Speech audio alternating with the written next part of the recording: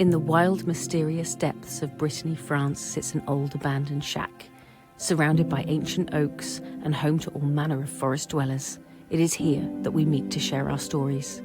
So pull up a seat, swing that light, grab your favourite beverage, as we share another tantalising tale in the Freakin Shack.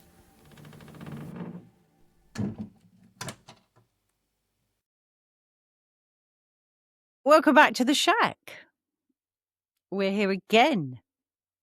More stories. Tragic tales and horrific stories from history. Yeah. It's like horrible histories, isn't it? It is a little bit. Yeah, it is a little bit. Yeah, some of it's a bit nerve jangling. It's definitely not Disney. It's definitely not Disney. Oh my life. All I can say is, like, if you took the original story, cut it into little bits, stuffed it in a box, bleached it for like from now till the end of time, and then brought it out and hung it up in the sun, maybe we'd be looking at something similar. But sanitized to within an inch of its life. Can I just make sure that we are letting people know who maybe have only ever listened to this episode that we are pretty much into a series about the origins of fairy stories. And I'm Trina. And I'm Steph. And we are mum and daughter, and we run the podcast about all sorts of weird, wonderful, and wacky things, including paranormal, ghosts, weird UFO sightings, unexplained mythological stories, legends, religious stories, all kinds of stuff. Yeah. And some of it can get quite dark. Yeah. And we have been looking at the dark side. The dark side of Come Disney. to the dark side. We have cookies. Yeah. It's the dark arts, the dark side. Yeah. Come. I mean, yeah. Join us at the dark side because it's a hell of a lot more entertaining over here. But yeah. Oh, hang on a minute.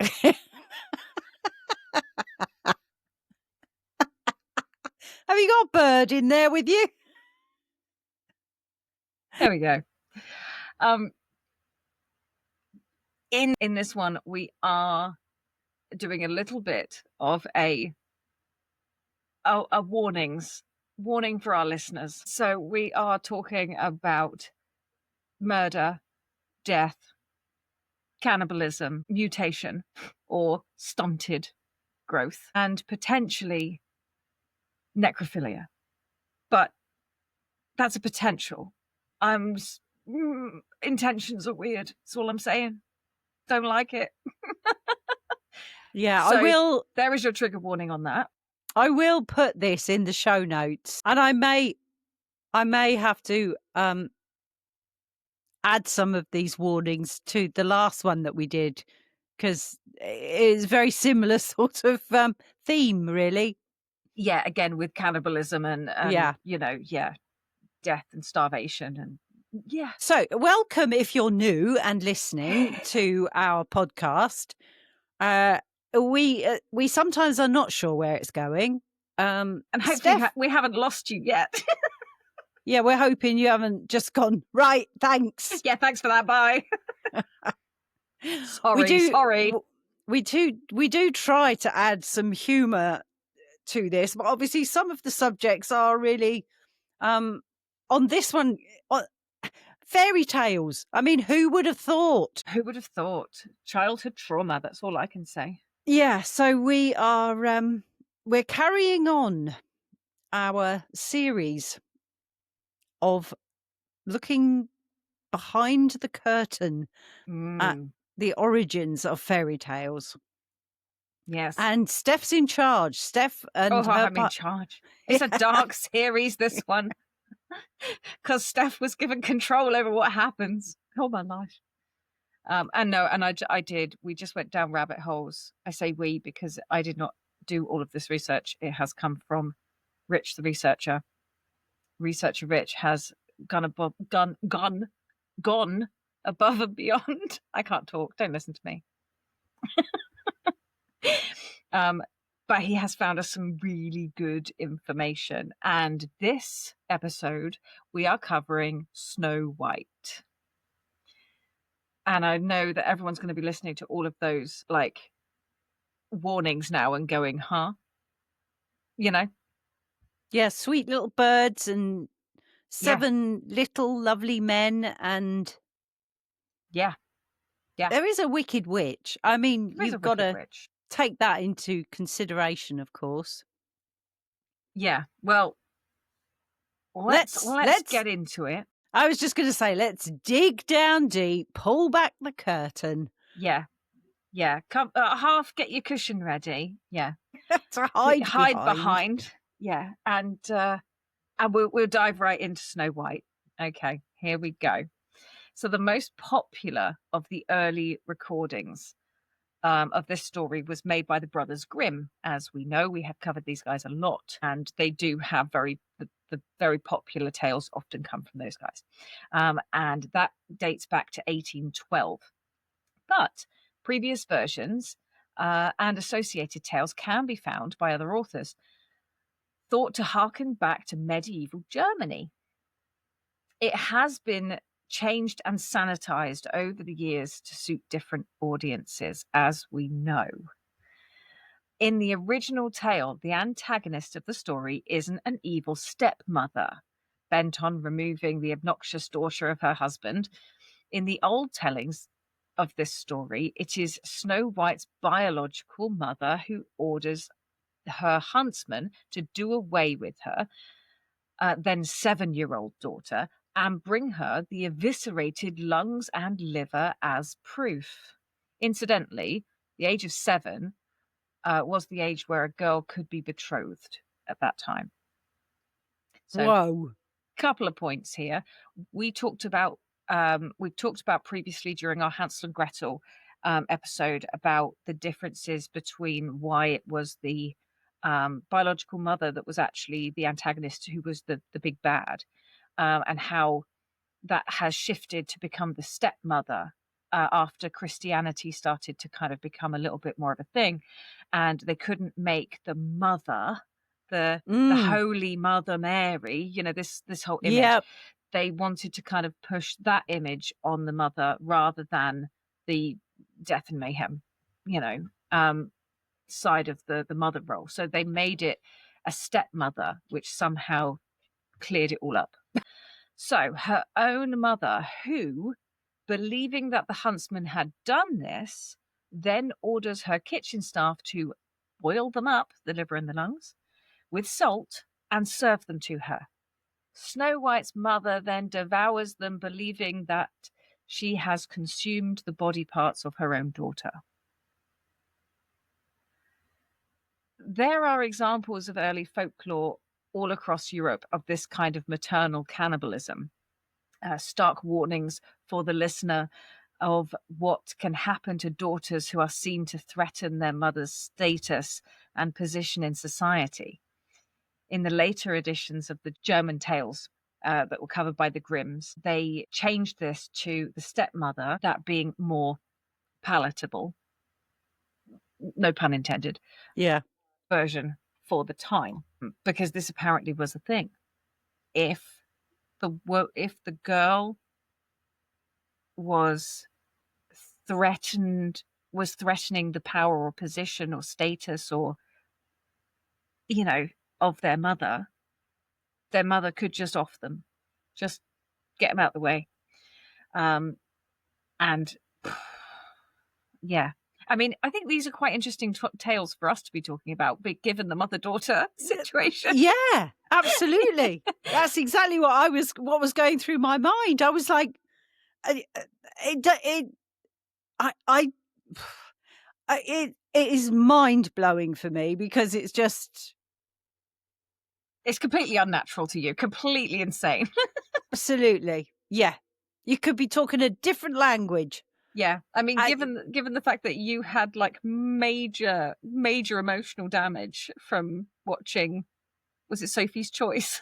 Yeah, I mean, yeah. rightly so. I think everybody should have Well, had emotional damage from that. I mean, it was to me, it was a horrific film because the two children that she had were a boy and a girl, exactly the age that you and your brother were at the time, and she had to make a choice between them. It just broke me, Yeah. completely broke me. I think it would be damaging, I think, to anyone who has a soul, but I think for a parent of children of that age as well, I think just, oh my life. Yeah. You know, when I think, because you couldn't get away from it. I couldn't. It was personal to me when I watched it, and I cannot watch any films at all where I find it hard to watch Dumbo, Bambi. I can't. I hate it. And yeah. uh, any of the films like that have got anything to do with the Holocaust, where people are taken away from pulled apart. I can't watch it. I actually cannot watch it. Even Warhorse, I can't watch that either. I did watch that. Because the thought of those animals being taken off and the treatment and everyone goes, oh yeah, but the horse lived. Yeah, but lots didn't. Traumatized horse. Yeah, and lots didn't. And lots didn't. Yeah. So yeah, I struggle with anything that feels personal to me. Yeah. Oh well, that's just me. That whole thing of don't take it personally is impossible at times. Yeah, sometimes it is entirely personal. So this one does kind of ring true a little bit with, you know, the mother-daughter dynamic, although they changed it to be a stepmother afterwards to try and lessen the blow, but I'm a stepmother as well. But you're a stepmother as well, so it doesn't apply. It's just bad for you in general. It's you know, it doesn't matter which way you shake it. Yeah, I'm definitely not about to eat Lee or Luke. No. But in medieval Europe, a daughter's beauty was essentially a trading commodity. Okay. Yeah. Sold to the highest bidder to ensure the family climbed the social ladder into greater wealth and influence. This was usually brokered by the mother. And this is the thing. But when a young, beautiful daughter had greater influence than that of her mother, it often meant deadly competition.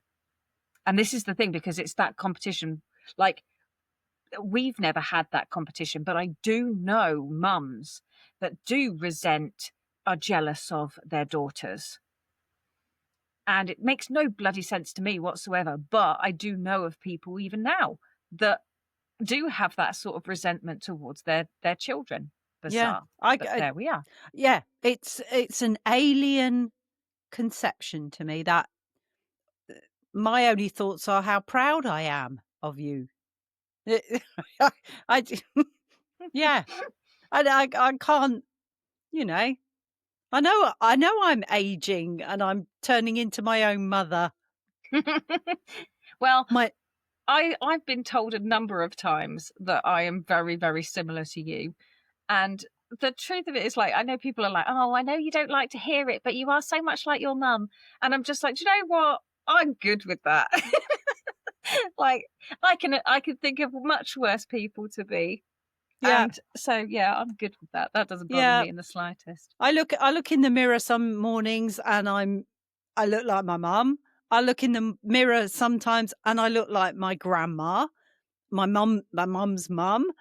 And I catch myself sometimes and I can see my nan, my dad's mum. The genes are powerful. The genes are powerful, but also they were all good women. Yes.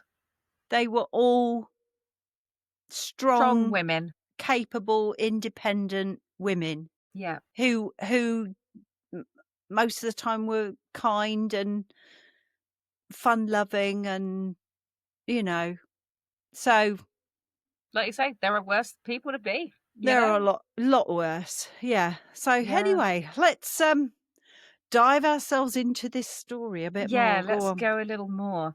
So we've just talked about the deadly competition that can arise.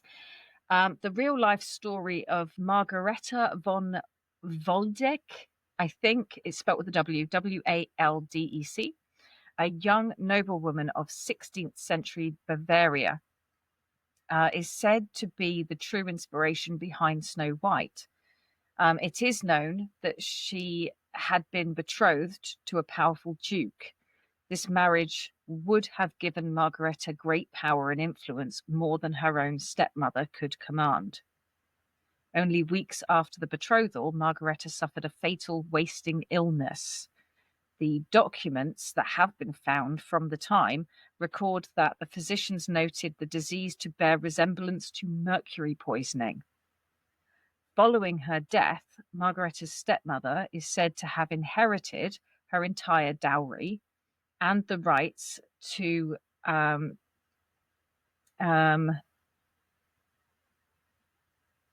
I don't know what that word is. Spell it? I think it's spelt wrong. I think it's supposed to be she had the rights to regenerate the alliances with the Duke's family, but it's not what it says. Right, okay. It's fine. It's honestly, it's a dyslexic's nightmare when a word is spelt wrong on the paperwork. Yeah, it doesn't help. Anyway, moving on. So she inherited the dowry and she gained the rights to all the alliances with the Duke's family, allowing her to retain her power whilst increasing the family's standing significantly. However, there was never an investigation, and the stepmother was never officially a suspect. So Margareta was supposed to be the true inspiration behind the story of Snow White. In the story we know today, there is a magic mirror, which pronounces Snow White to be the fairest of them all. Mirrors were certainly symbols of status at the time. Known as extremely high-value items, similarly, the ability to maintain one's own appearance obviously would proclaim a person outside the masses, elevated to the elite in a manner not dissimilar to our modern day perception of the A-list celebrities.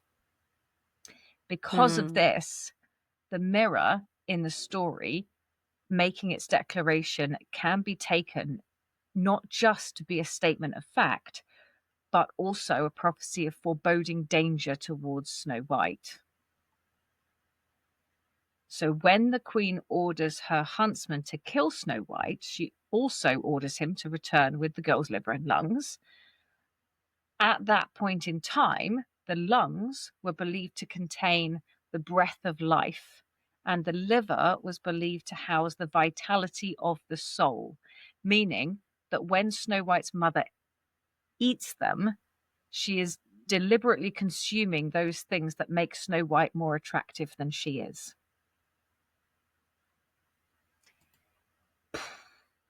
If that contains her soul, is it like eating a Horcrux? Yeah, there you go. I would imagine a squidgier Horcrux.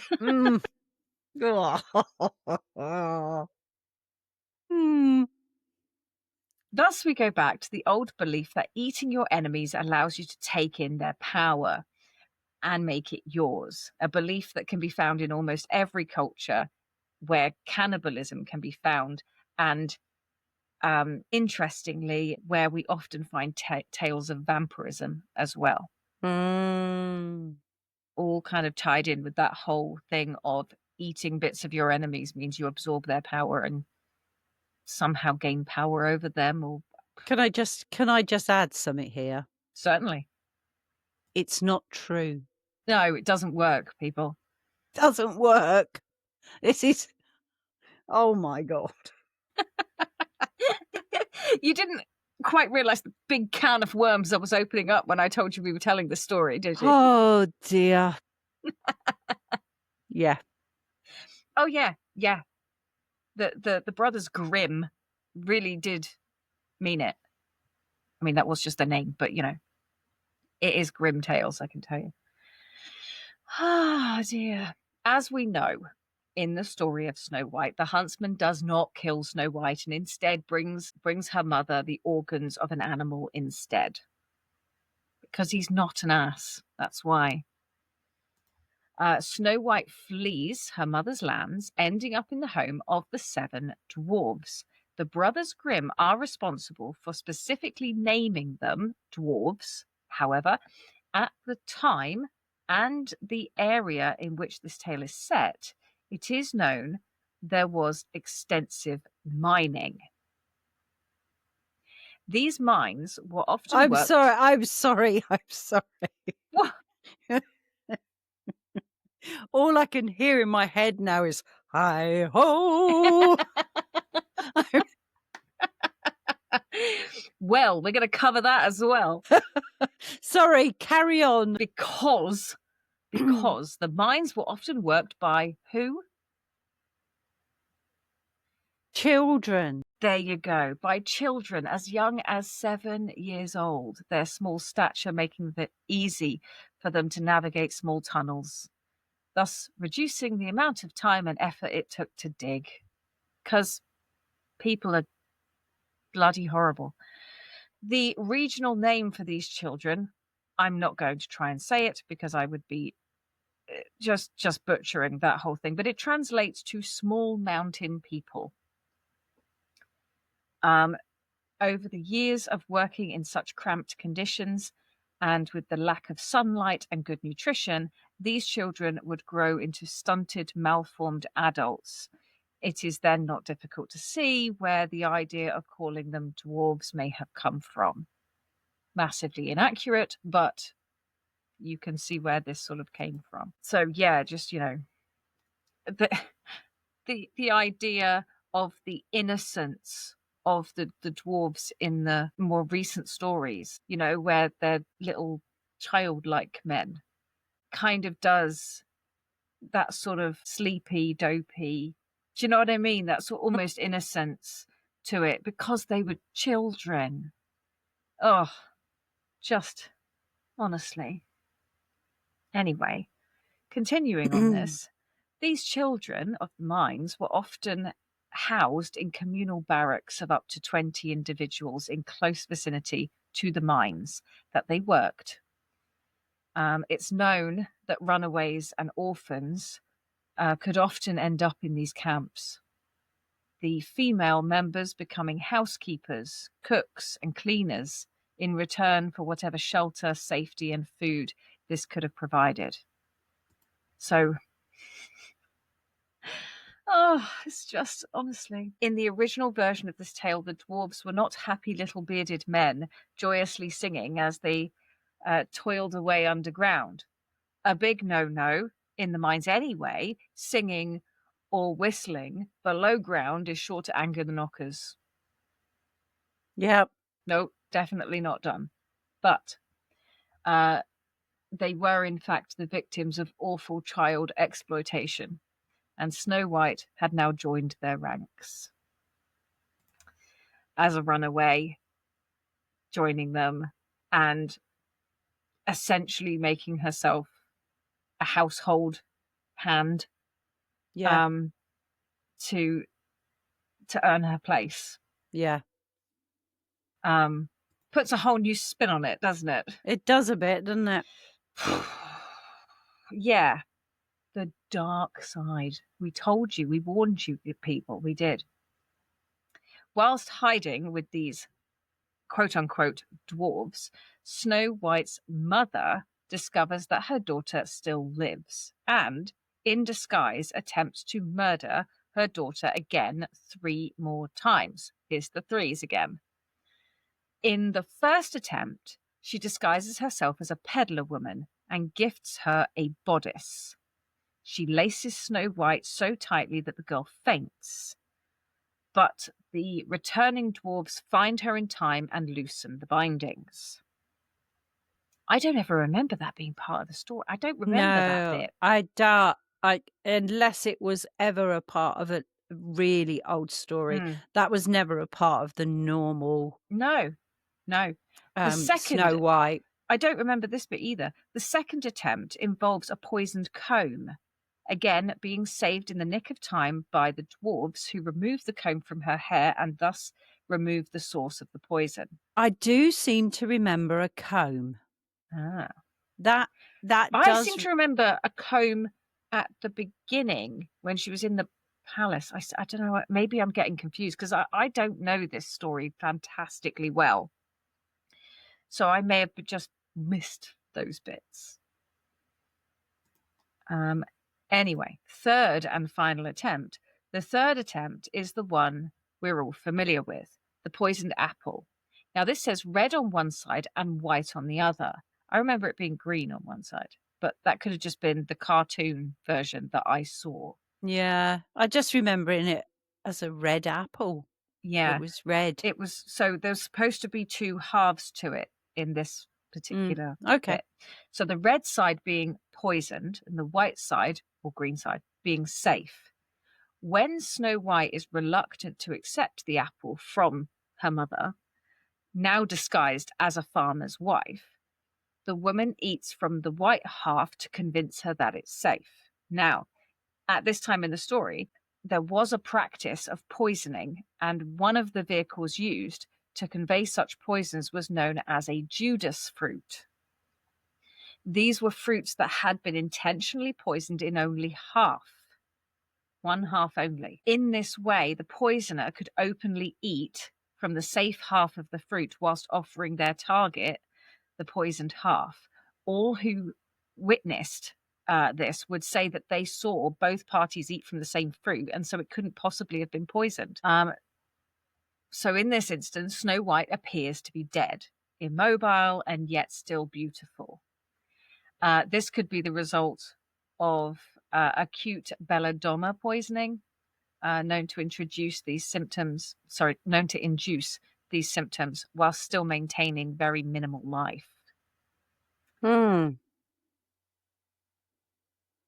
So with Snow White being in such a state, the mother assumes and now returns to the top spot of being the fairest, as Snow White is laid to rest by the dwarves in a glass coffin atop a mountain. As fantastic as this sounds, it's actually a practice of the time. The coffin part, not the mountain. Right, okay, yeah. not the put atop a mountain part, but the glass coffin thing was actually a thing. Noble families at the time were known to commission such coffins for young women who died in circumstances that involved such things as questions of succession. This allowed all to see that the person was in fact dead, quashing any potential claims that they had been abducted or were in hiding. It also had the advantage of stopping anyone from either tampering with the body or from examining it too closely. And yeah, so there's a lot there, in terms of, I don't know, would you not check for a pulse if you were trying to do someone in and make sure they were actually done in this time? Would you not double check? Or you just see her on the floor and go, oh, well, that's done then. Yeah. I can't help but think this is just sloppy. It's just sloppy behavior on the part of the mother. I suppose she just left her and went, assuming that the poison was going to do the job it was supposed to do. She's not going to hang around, is she? Yeah, and I suppose if she was then put in the coffin by the people she was living with, I guess they believed her to be dead as well. So yeah. And sometimes there is certain poisons that can almost make the heart appear to be stopped, isn't there? That's the thing. Yeah, it maintained that's what they were saying about the belladonna poisoning. It's known to induce the symptoms to appear dead, immobile. But whilst still maintaining very, very minimal life. Yeah. So just puts you into sort of a dormant state, I guess. I'm sure with modern methods, potentially, the whole pulse thing may not have even been known when the story was originally written. Exactly. I mean, when was it written? Would people have known to have? I mean, I know people have listened, like put their ear to their chest. Yeah. But if it's a minimal life support, if it it's may so, have been. it may have been so weak that the pulse, even if they had a pulse, you may not have been able to have felt it. Yeah. Yeah. And you don't know what medical knowledge these people had. Little to none, I would think. Yeah. Again, if it yeah. I mean, it was a nut. You're also dealing in the house or in the barracks, as it were, with a group of children. Yeah. Yeah. I mean, it's very possible they wouldn't know. It was a well-known fact. I think it was through the Victorian era that they would have a bell up the top of the grave with a chain coming down into the coffin after it had been buried. So attached to the victim's toe or wrist or something in case in case they were actually buried alive. Yeah, I think that was more common in the summer months when they couldn't keep a body out. Yeah. And they often got buried quicker. Yeah. Because some were not quite gone yet, and that's a horrific thing on its own. Yeah. I can't even imagine that. That is, no.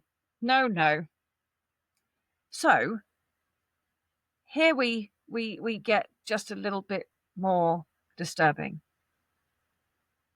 Okay. So in one of the most bizarre and disturbing parts of this tale, as if it could get any more disturbing at this stage, is the prince on his hunting trip. The prince stumbles across the resting place of Snow White. What he's doing up the bloody mountain on a hunting trip, God knows. We're not asking.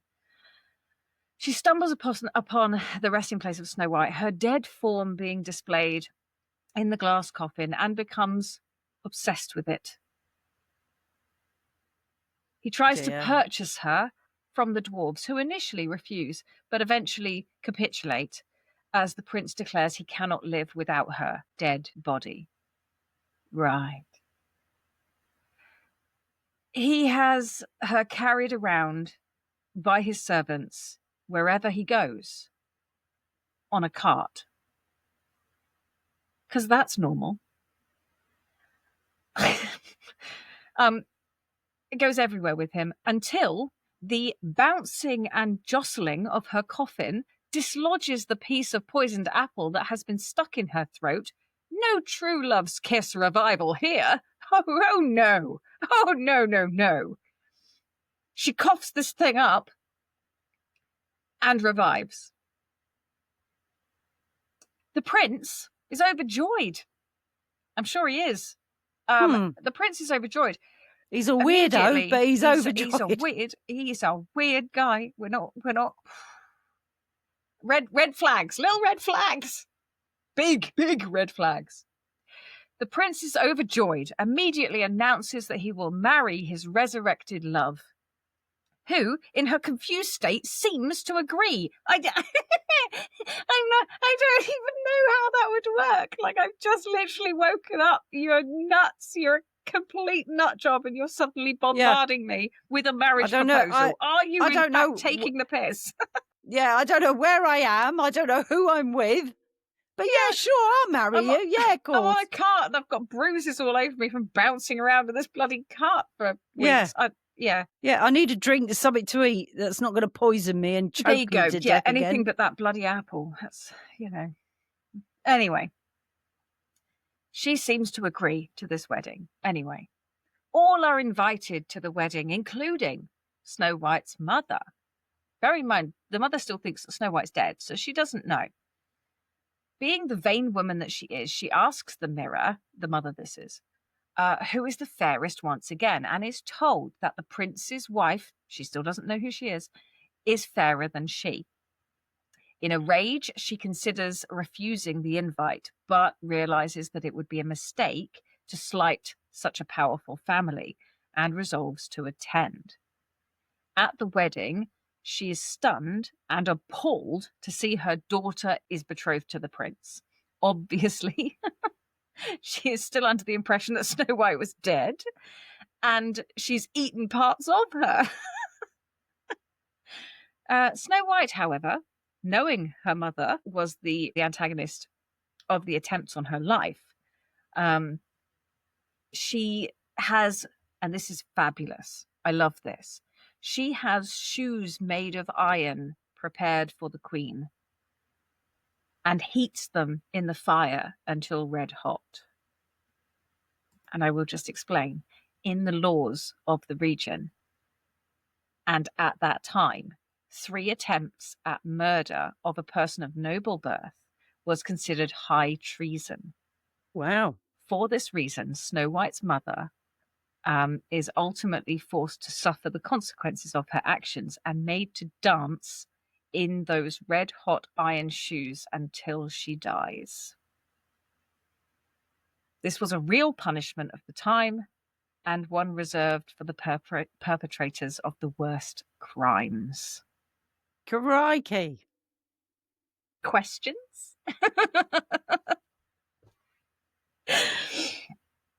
Oh, And that, my lovely listeners, is the story of Snow White. The real, horrific, horrendous, and slightly disturbing story of Snow White. Whoa. But we had some questions, didn't we? We did. We had a list of questions that we sort of gathered. And I don't know if they fit or whatever, but I think we'll whiz through them and see. Please, anyone who's listening, if you think you've got an answer, I mean, we might whiz through some of these and not use them because we have a lot of questions here.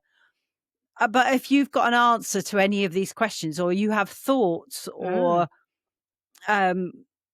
ideas, or you've heard different aspects of this story before, please get in touch with us and let us know, because let us know your thoughts, because I mean, it's just crazy. There is also potentially more information that we didn't find about this. Obviously, we've put it together in as if you've got in a way that comes across in story form. But okay. So anyway, first question is, what does the Queen's fixation on being the fairest of them all actually say about her? Is it to do with her fears of aging, power, or losing control? I think probably a little bit of all of those things, to be honest. Yeah, absolutely. Yeah. I mean, given the fact that, we sort of said at the beginning about any sort of descendant that threatens the position of the and power influence over other people, anything that would jeopardize that is going to land you in the shit, really. And it's just that insecurity of somebody else having more power than you. And I guess some people take that. And you have to ask where that comes from, because I mean, we all know of people who have got this fixation over, having power over others and the need to have power over others. I won't mention any names right at this minute. Yes, given our current climate. Yeah. But it does say a lot about how they've been brought up and where the priorities were in the family. The fact that at the same time, you can't be seen to sink too low either, because then you're useless and berated for being not ambitious enough or not, whatever. Yeah. And it does make you think about the fact that were you ever loved for just being you? Yeah. It's No matter, horrible. no, It's just horrible. it is. What a horrible way to So grow up. I very quickly, I can always remember the tale of a child at school that I worked with who was torn between mum and dad, and was going through some awful stuff. And I did some therapy stuff with him, and hopefully helped to an extent that the mother came screaming into the school wanting to know what the hell had gone on, because her child was not reacting anymore to her demands, because the Yeah. child had a safe place to go to. My reply was, do you want me to see the mother? Because she needs A safe place of her own. she needs a place of her own, because Yeah. yeah. So you sort of see it go through the generations, and how do you stop it? I But think that's the thing, isn't it? It's quite often such a cycle that continues, because a lot of children don't realize that that's the way that they're growing up. They don't realize that that's being influenced. Yeah, that's influencing them. And then when they have children of their own, it's then, well, I didn't turn out so bad and I had this happen to me, so it'll be fine. yeah, And this is the way you Yeah. should treat your children. And instead of actually doing the work themselves to Yeah. change and what yet happens. and yet there are other But I think, stories yeah, of I think of children that have been brought up in terrible circumstances, Mm. who turn out sometimes to be the best parents, But it because does take a little bit more self-awareness to be able Yeah. to take that damage that someone's done to you, Mm, deal with it, try and somehow figure out how it's affected you. And it does also come through in other stories as well, we're going to touch on after this. But it does also come down to being able to name it, to be able to identify it as a thing, to then have power over it so it doesn't have the power over you, yeah, to be Yeah. aware of what has happened, to be able to then change it in the future Mm. so that you don't repeat that cycle. Because like you say, there have been plenty of stories of people who have grown up in hellish environments Mm. and yet grown up to be incredible people, truly incredible people. Yeah. I do remember talking to one person who themselves came from a very abusive family in all sorts of different ways, and yet she was an amazing, kind, thoughtful mother. She was, and you sort of, when you talk to her, and you sort, how did you do it?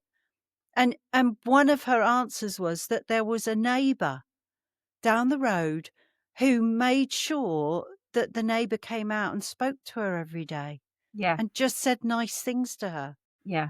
How are you? Are you okay? I like your what- dress, nice Yeah. shoes. Yeah. Just Yeah. something every day, even a smile. Yeah. And she Yeah. said, and that person made a difference. Mm. And we Just can all doing strive to be that person, I think. We can. Just Right. those More- random acts of kindness. Sorry, Yeah. go No, on. We got no. deep there for a minute. We did. Why does she go straight to murder rather than any alternative solutions? Because she's a bitch. Sorry. Was that not the answer you were looking for? No, in all seriousness, I don't know. And I would suspect that she probably, given the cycle of, she could probably see this coming as this girl got older. And I reckon she probably did try other things first. Try Maybe to she did. marry her off to Or- lower class. Or maybe it was something that she had seen before Mm, and was just copying yeah, possibly. what Yeah, was the norm. yeah. I I mean, I we're talking, we're almost talking about Margareta at this point. That the original basis for the story, who was poisoned by her mother. And yeah, it's like, what drives you to want that much power that you would literally watch your child die a slow and painful death of something similar to mercury poisoning? Yeah. I just can't. I mean, obviously, I just don't know. We don't come from that background. We haven't got that background to look And the at. expectation, Yeah. that expectation of, you have to be this to be successful. You have to have this to be successful. Yeah. You know, that's. Yeah. Unless you've done. I don't know that reality. So no. Again, we need our listeners to yeah, write in and I guarantee give somebody listening to this has had that parent. Yeah. You know, somebody listening to this must have grown up with a shitty parent, because these are not wacky stories in terms of having shitty parents. You know, no, they're really these not. are normal people, and it's Do you know amazing. the saddest thing I heard on an advert the other day was how dangerous Christmas is for children. Wow. Because they're not in school. And because of the high expectations of what everybody expects for it to be a joyous event with alcohol around. Oh, it's just horrible. Yeah. So not everybody's Christmas is joyous. That's all I can say. And it should be. It should be. Yeah. Okay. Take the pressure off, people. Take the pressure off entirely for the Christmas season. Yeah. Sorry, what was our next question? I'm going to whiz through them because time is ticking on. Time's a ticket. Is Snow White genuinely naive, or do you think she was raised to be obedient and trusting to survive a high-class royal life? I think either could be true. I or think even both. Both could be true at the same time. I think that given the fact that her instinct, unlike Hansel and Gretel that we talked about before, her instinct was not to find her way home after having this threat to her life. Her instinct was to go away and find sanctuary somewhere else. So she has to have a certain amount of savvy, because she was just taken into the woods by the huntsman guy. Yeah. So if she trusted her family, she'd have gone home, surely. So she didn't trust her family. No. So I think there's a certain nous there, certain savvy to, no, you're not safe at home. Go somewhere else. It says here as well, what deeper meaning might be held in the mirror that speaks the truth, truth. Whose truth is it? Yeah, exactly. And I think it's that the mirror is almost like that high expectation of A-list celebrities. Yeah. You should be this, you should be that. Well, who the bloody hell says? Yeah. Who says that you should be a size 0 and this, that, and the other? Who says? Because, they say, who the bloody hell is they? And can they get out now, please? Off, go on. Off you go. Yep. Yeah, take that mirror, right, and put it in a box and tell it to shut up. I was going to say something else. Take that mirror and shove it up your ass. Yeah. Stick it, because I'm not interested. And that's what the bloody Queen should have done. She should have said, "Well, stick it up your butt then, because I'm not interested." But she didn't. She pandered to that expectation, others' expectations. Yeah, this person's more attractive than you are. It is having those thoughts that it's what other people think of you. Yeah. That person's more attractive than you. Well, and I have found that rather freeing as I've got older. Yep. All of you listeners that are going through this kind of thing where you're feeling inadequate, you're feeling unattractive, you're seeing people out there that you want to aspire to be more like, I'll tell you what, join the Don't Give a Shit Club right here at the Freakin Shack, because it's so freeing. It's wonderful. I'm sat here in my Oodie, right? Yeah. Looking like some kind of weird cheetah Yeah. cow. Yeah. And I don't care. I don't And care I've because got- it doesn't matter. Yeah. And I've got just my jumper on, and do you know what? Not an ounce of makeup. No, me neither. Nothing. No, nothing. Do I Nothing. care? No. No. Do I No. occasionally wear makeup when I want to? Yeah. Yep, I do. When I feel like it. And Very today was not that day. Yeah. But yeah, that higher expectation from those other people out there. Yeah. Stop listening. Do I walk out of the house? Another one. Have I had reconstruction after my breast surgery? No. Yeah, there you go. I'm flat one side. I have one boob left. Do I give a monkeys about what other people think? No. That's such a British thing. Do I give a monkeys? How many monkeys? How many monkeys do I give? No, I do not give a monkeys. No. If somebody looks and is that worried about it, it's their problem, not mine. It's a you problem. Yeah, there you go. It's me. I accept me as I am or don't. Yeah, or bugger off. Yeah. Yeah. And whatever. if you don't accept me, then you don't have to, but I don't care. I don't care. It's fine. It's fine. I'm not hurt. It's fine. You do you. I have got to an age where I really do not give a toss. I don't care. Yeah. Well, I'm not that far behind you because I couldn't care less either. My nan, bless her heart, my nan was always like this. She was never the most house proud. And we would quite often go to her house and she'd be up working. Oh my gosh, work all the time. Not housework, bless her. And you would arrive and my dad would say to her sometimes, Mum, what if a neighbour comes round? And she'd say, well, if they don't bloody like it, they won't come again, will they? If you don't like the state of my house, get out of it. Yeah. And don't bother coming back. I love it.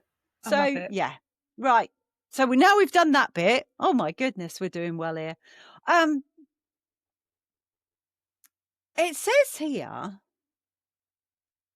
what does Snow White's death-like sleep symbolise, do we think? Adolescence, transformation, or the liminal space between girlhood and womanhood? All of those options seem creepy to me. They do, don't they? I mean, if she was awake and able to take in information, then I would say transformation being a thing. But the fact that she literally came from a state of independence and finding herself, and then was immediately woken up and proposed to by this complete weirdo. Yeah. To then become like his wife and to almost be thrown back into that environment because you're then becoming some kind of, I don't know, what was he, a duke or a... I think he was a prince. He was a prince. He was a prince. So she then becomes a bloody queen eventually. Yeah. You know, she's going to become a princess. But the underdog... thrown back into that environment of shitty behaviour. I just think frying pan fire. Yeah, and knowing your place. Yeah. Yeah. So, no, I don't think there's any transformation. I think it's absolutely horrible. Yeah. That her independent life was just snatched away from her. Snatched away, yeah. By one of those people who had that expectation. And then when she came out of this slumber, she was then snatched up by another one and held another set of expectations. I just think it's horrible. It's the saddest story. And it's just awful. The next one we've almost answered already. In the episode of Hansel and Gretel and this one combined, why are stepmothers so frequently demonized in early fairy tales? What social fears does that mirror? Well, I think we've talked about that now a few times, about the fact that it was often used by people with more religious type views because a stepmother was much easily more easily thrown under the bus. Yeah, completely. Because the stepmother didn't have the maternal instincts. We need to hear from some stepmoms, because we need to hear from some good stepmoms who are going to fight this with us, because we know you're out there, and I'm here. Yeah, some good stepmoms that are going to fight the good fight for the stepmothers out there. Because I think this was completely easy targets. I'm thrown sorry. under the bus. Yeah, thrown under the bus for the sake of There's religion. there's a lot of good stepmoms out there. Absolutely. And a lot of good stepdads. And a good stepdads too. I will fight for the stepdads on this one as well. Yeah. So yeah, you're not demon people. It's just not fair. How rude. Yeah. Why does the prince fall instantly in love with a seemingly dead girl? Because he's a weirdo. We've covered this. He's weird. Red flags. Sorry. Did he arrive with horses with red flags? Because I'm pretty sure. One grown out the top of his head. Big procession of them. All these red flags flying as he rides up. Yeah. Yeah. Is there an underlying message about marriage as awakening or ownership? Ownership in this Absolutely. story. In this story, 100%. Yeah. There is no awakening in marriage. If you don't go into marriage with your eyes bloody open, you're going to have a shock of your life.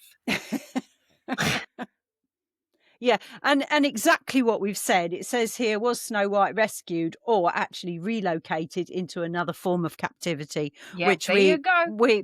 I'm on board with that one. Yeah. Yeah. What do we make of the Queen being forced to dance in red-hot iron shoes until she dies? Is this justice or savage spectacle? Oh, it's a bit of both. Bit of both. I would say she deserves the savagery. The sort of the Snow White side of me, that's fighting for her, goes, you bloody good on you, girl. I hope they were really big shoes that came up to your thighs, you bitch. Were they in fact thigh highs? Because they should have been. Yeah. But then does the 21st century head on you say, do we just need her to go into therapy for a while? I think she should have gone into therapy before trying to murder her daughter. Yeah, well, yeah, we realise this. I'm sorry, but bad things happening to you does not give you the right to do them to other people and not face consequences. Totally agree. There are consequences. Yeah. But maybe red hot. Red hot shoes, I think, is brutal. I'll be honest. Yeah. As I say, the person of me that is fighting for Snow White goes, yeah, good on you. The humanity side of me goes, I think surely we are trying to take the threat of her away without giving her no choice. I think choice is an important thing, and for her to recognize that she has all her power taken away, I think that is the thing that's going to hit her the hardest. To be irrelevant is what a lot of these people fear the most. Yeah, is to be not considered at all. Yeah, to be forgotten. Is a huge fear of these people. Yeah. So I would say, to have her face that, as opposed to, I just think bury her. When she dies, bury her under a public toilet somewhere and forget about her.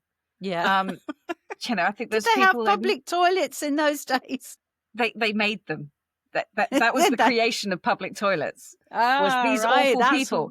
That's why they're there. That's why they're there. You shit on the bad people. It's fine. Yeah. But yeah, to just be in one of those situations where they are forgotten is their worst fear. So forget about them. Yeah. And I think we just about covered pretty much the last question. What modern parallels exist to the Queen's mirror obsession? And it goes on then to say social media, it's making sure you got the most likes. We don't get any likes. Nobody likes us. We always get two. It's you and me. One from me, one from you. And no, that's not true.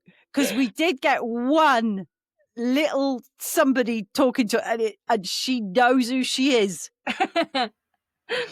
And she did make a little comment on one of our posts yesterday about how excited she was to see us on the video. Oh, bless her. So, yes. Well, So good. I'm you- glad somebody's listening to us anyway. Yeah. Um, So somebody's listening to us, but not many talk to us or the like thing us. is, I mean, I'm not a big one for the how many likes you get, how many views you get, and yada yada. I put videos onto TikTok on my own page, and I never look at them again. The only time I notice is if somebody comments and it sends me a notification It to say sends you, somebody's commented. commented on something, and I will go and read it and I will reply to them because I'm a good person, you see. And I Yeah. like that people are talking to me. It's lovely Yeah. when people talk to me. I must But admit, if do we I care yeah, if we about ever, not getting that interaction? No, not really. I put them on for me. I'm just that's just yeah, it. I always try to, if I see it and catch the notification, I will always go back and reply and just thank people. I did that the other day with somebody who said something about our podcast being this, that, and the other. I was like, oh, thank you so much. That's really kind. And then they As long as came the back. comment was kind. No, the comment was very kind and lovely, and then spoke about us doing video. And it would be good for us to break into video. And I said, well, we're actually doing that. And then the person came back and then started saying that they were a marketing person. And Wonderful. Oh, yeah, but we're popular enough to get bots and trollers. If only we're one, popular enough for trolls, only one. Do you know what? It's all interaction. I don't care. Needless to say, I liked their comment, but I haven't gone back to them. Fair. No, we do all our own editing. I did explain that we do all our own editing. We are not looking to make money. No. We are free. We make nothing doing this. We are free to listen to. We are free to subscribe to. You never have to pay us a penny. Yeah. We're just enjoying doing what we're doing. We just love what we're doing, yeah. Yeah. So I think that's it. I'm worn out. Yeah. Yeah. We have recorded. I'm Snow Whited out. Yeah, Snow White out. Well, then with that being said, lovely listeners, be sure to keep your minds open and your lamps lit, and we will see you again next time at the Freakin Shack. And we all lived happily ever after. Absolutely, we did. Good night, everyone, or goodbye. Bye. Good morning. Bye.